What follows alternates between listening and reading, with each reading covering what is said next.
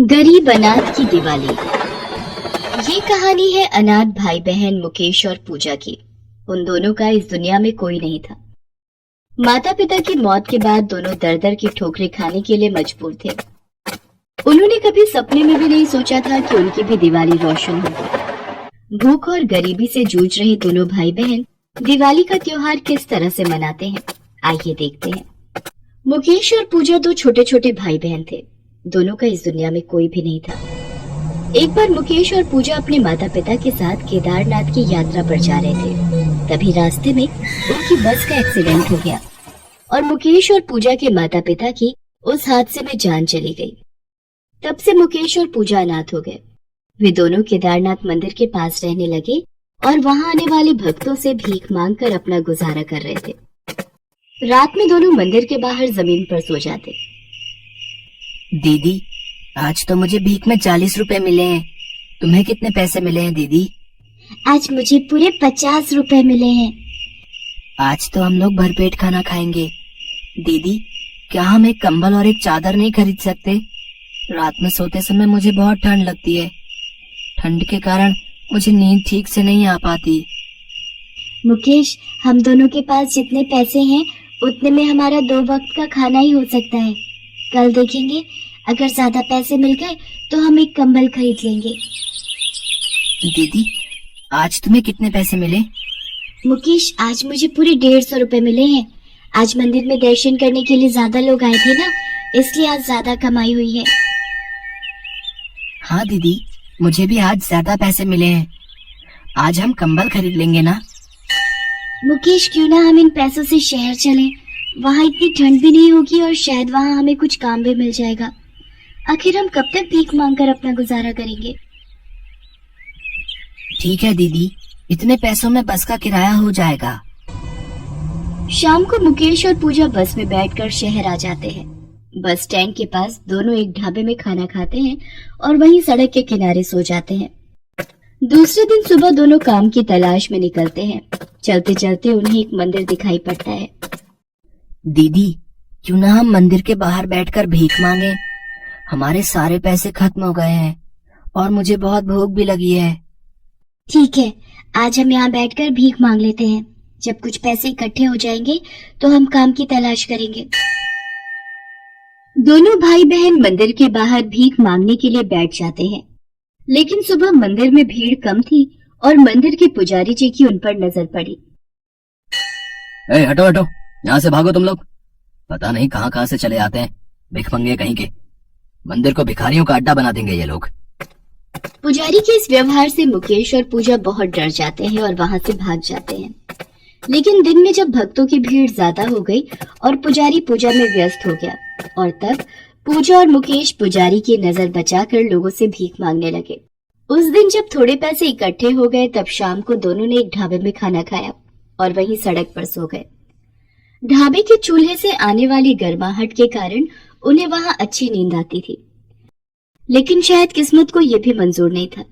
रात को जब ढाबा बंद होने लगा, तब ढाबे का मालिक उन्हें लात मार मार कर जगाने लगा। उठो उठो तुम दोनों, यहाँ आराम से सो रहे हो हैं? मेरे ढाबे की जगह सोने के लिए नहीं है। जाओ कहीं और जाकर सो। दोनों भाई बहन वहां से उठकर चलने लगते हैं और सड़क के किनारे फुटपाथ पर सो जाते हैं। अगली सुबह जब दोनों की नींद खुलती है तो दोनों ने देखा कि उनके बगल में कचरे का बड़ा सा डब्बा रखा हुआ है और उसमें से एक आदमी कुछ ढूंढ रहा था। पिंकी उस आदमी से पूछती है, अंकल, आप कचरे के डिब्बे में क्या ढूंढ रहे हैं?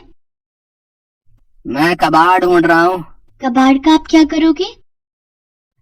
कबाड़ को कबाड़ी वाले को बेच दूंगा, वो उसके बदले में मुझे पैसे देगा। मुकेश, क्यों ना हम भी कचरे में से कबाड़ ढूंढे और उसे कबाड़ी वाले को बेच दे? अच्छा आइडिया है दीदी। दोनों भाई बहन भी एक एक बोरा लेकर कचरे में से कबाड़ ढूंढने लगते हैं। लेकिन उस कचरे के डब्बे में से उन्हें कुछ भी नहीं मिलता है। दोनों बच्चे शहर में घूम घूम कर कचरे के ढेर से कबाड़ ढूंढने लगते हैं। उस दिन दोनों ने देखा कि जगह जगह दुकानें और ठेले लगाए जा रहे थे और उन पर पटाखे और सजावट के सामान बेचे जा रहे थे। दीदी, लगता है दिवाली आने वाली है। हाँ मुकेश, पिछली बार दिवाली में पापा मम्मी हमारे साथ थे और हमने खूब पटाखे चलाए थे और खूब धमाल मचाया था। नए कपड़े पहने थे और ढेर सारी मिठाइयाँ भी खाई थी। अब हमें कौन पटाखे दिलाएगा दीदी? हमारे पास तो पहनने के लिए नए कपड़े भी नहीं है और ना ही खाने के लिए मिठाई। मुकेश, अब तो हमें 2 वक्त की रोटी मिल जाए वही हमारे लिए बहुत है। मिठाई तो दूर की बात है भाई। अपने माता पिता के साथ बिताई हुई दिवाली के बारे में याद करके पूजा और मुकेश बहुत दुखी हो जाते हैं। वे लोगों को जब पटाखे और नए कपड़े खरीदते हुए देखते हैं तो उनकी आंखें भर आती थी। लेकिन दोनों को पता था कि उनकी इतनी हैसियत नहीं है कि वे भी दिवाली का त्योहार मना सके। बस पिछली बातों को याद करके खुश हो सकते हैं। पुरानी बातों को भूल जा मुकेश और कचरे में कबाड़ ढूंढ, नहीं तो हमें आज रात खाना भी नसीब नहीं होगा। पूजा और मुकेश घूम घूम कर कचरे के ढेर में से कबाड़ ढूंढने लगे। ऐसे ही दिन बीत गए और दिवाली का दिन भी आ गया। उस दिन मुकेश बहुत उदास था। क्या बात है मुकेश, तू परेशान क्यों है? दीदी, आज मेरा बिल्कुल भी काम करने का मन नहीं है। आज तो दिवाली है ना। देख मुकेश, दिवाली पैसे वालों की होती है, हमारी कैसी दिवाली। चल जल्दी से काम पर चलते हैं। पूजा मुकेश को जबरदस्ती काम पर लेकर जाती है। मुकेश का काम में मन तो लग नहीं रहा था। पूजा के सामने वो कचरे में से कबाड़ ढूंढने का नाटक करने लगा। तभी कचरे में से उसे एक टेडी बियर खिलौना मिला। वो उस खिलौने से खेलने लगा। मुकेश, तू क्या कर रहा है? दीदी देखो, मुझे कचरे के ढेर में खिलौना मिला है। इसमें से टिक टिक की आवाज भी आ रही है। ये शायद चाबी से चलता होगा, लेकिन इसमें चाबी कहाँ है? मुकेश उस खिलौने में चाबी ढूंढने लगा। तो इस खिलौने से खेल, मैं आगे जा रही हूँ कचरे में कबाड़ ढूंढने। मुकेश उस खिलौने को लेकर पूजा के पीछे पीछे चलने लगा। पूजा दूसरी जगह जाकर कचरे में कबाड़ ढूंढने लगी। तभी अचानक पूजा को वहां भी कचरे के ढेर से वैसा ही खिलौना मिला और उसमें से भी टिक टिक की आवाज आ रही थी। मुकेश देख, मुझे भी ठीक वैसा ही खिलौना मिला है। लेकिन ये क्या? पूजा जहां जहां भी कचरे के ढेर से कबाड़ चुनने गई, उसे सब जगहों पर वही खिलौने मिले। देखते ही देखते उन दोनों भाई बहन के पास एक जैसे बहुत से खिलौने इकट्ठे हो गए। सभी खिलौनों में से टिक टिक की आवाज आ रही थी। आज तो कबाड़ी वाला इन खिलौनों के बहुत पैसे देगा। पूजा और मुकेश सारे खिलौने लेकर कबाड़ी वाले के पास जाते हैं। वहां उन्होंने देखा कि पुलिस की गाड़ी लगी हुई है और पुलिस अंकल कबाड़ी वाले से कुछ पूछताछ कर रहे थे। कौन हो तुम दोनों? हैं? और तुम दोनों के हाथ में ये क्या है? साहब, हम दोनों भाई बहन हैं। हम दोनों कचरे के ढेर से कबाड़ चुनते हैं। आज हमें कई जगह से कचरे के ढेर से एक जैसे ही कई खिलौने मिले हैं।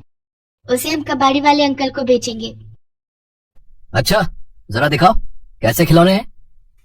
पूजा और मुकेश दोनों पुलिस वाले को सारे खिलौने दे देते हैं। उन खिलौनों को देखते ही पुलिस वाला सब समझ गया। उसने जल्दी से किसी को फोन किया और उन खिलौनों में लगे बम को डिफ्यूज करने के लिए पुलिस की टीम बुलाई। थोड़ी देर में पुलिस की टीम वहां आ गई और काफी मेहनत मशक्कत के बाद उन सभी खिलौनों में लगे बमों को डिफ्यूज किया गया। उसके बाद पुलिस अधिकारी ने पूजा की और मुकेश से कहा, मेरा नाम विकास है, मैं शहर का पुलिस कमिश्नर हूँ। तुम दोनों ने आज पूरे शहर को धमाकों से बचा लिया। आतंकियों ने दिवाली वाले दिन पूरे शहर में बम धमाकों से दहलाने की धमकी दी थी। तुम दोनों ने अगर ये बम सही समय पर नहीं ढूंढा होता तो न जाने कितने लोगों की जान चली जाती। तुम दोनों ने बहुत बहादुरी का काम किया है। कौन हो तुम दोनों? और तुम्हारे माता पिता कहाँ हैं? सरकार की तरफ से तुम दोनों को इनाम दिया जाएगा। साहब, हम दोनों अनाथ हैं। हमारा इस दुनिया में कोई नहीं है। इतना कहकर पूजा रोने लगी और उस पुलिस कमिश्नर विकास को सारी बात बताती है। रो मत, आज से तुम दोनों अनाथ नहीं हो। मैं तुम दोनों को अपनाऊंगा। तुम्हारे जैसे होनहार और बहादुर बच्चों को अच्छी शिक्षा और अच्छी जिंदगी मिलनी ही चाहिए। बहादुर बच्चों की लिस्ट में तुम लोगों का नाम दर्ज किया जाएगा और मैं राष्ट्रपति जी से सिफारिश करके 26 जनवरी के दिन तुम दोनों को इनाम भी दिलवाऊंगा। पुलिस कमिश्नर विकास पूजा और मुकेश को कानूनी रूप से गोद ले लेता है और उन्हें अपने घर ले जाता है। मधु, देखो आज मैं किसे लेके आया हूँ। ये दोनों कौन है जी? बहुत प्यारे बच्चे हैं।